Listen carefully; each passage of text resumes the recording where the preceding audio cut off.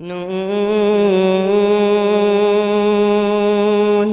والقلم وما يسطرون ما أنت بنعمة ربك بمجنون وإن لك لأجرا غير ممنون وإنك لعلى خلق عظيم فستبصر ويبصرون بأيكم المفتون إن ربك هو أعلم بمن ضل عن سبيله وهو أعلم بالمهتدين فلا تطع المكذبين ودوا لو تدهن فيدهنون ولا تطع كل حلاف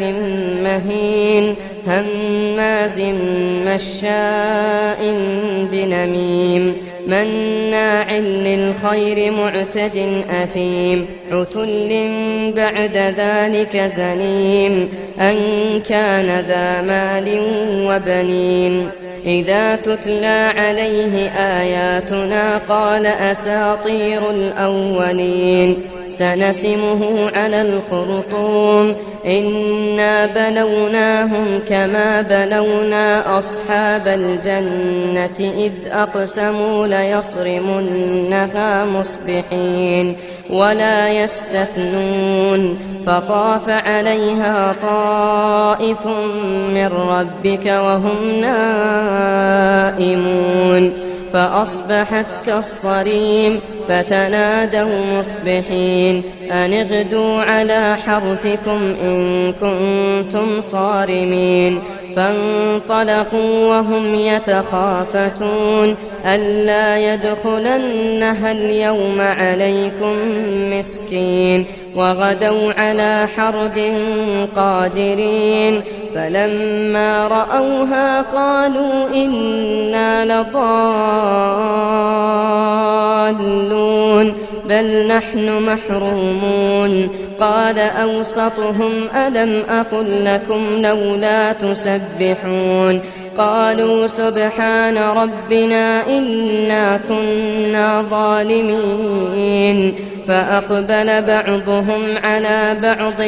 يتلاومون قالوا يا ويلنا إنا كنا طاغين عسى ربنا أن يبدلنا خيرا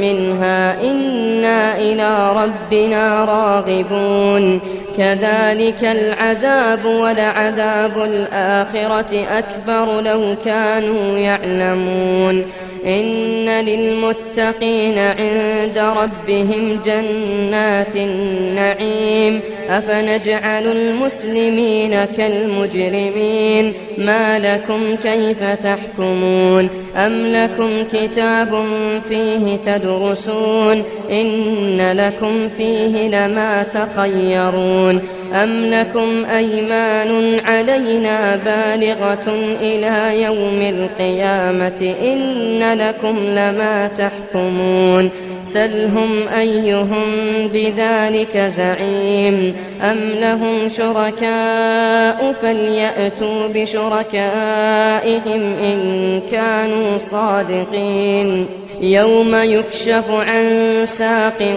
ويدعون إلى السجود فلا يستطيعون يوم يكشف عن ساق ويدعون إلى السجود فلا يستطيعون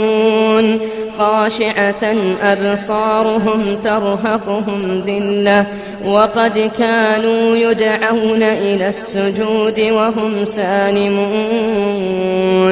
فذرني ومن يكذب بهذا الحديث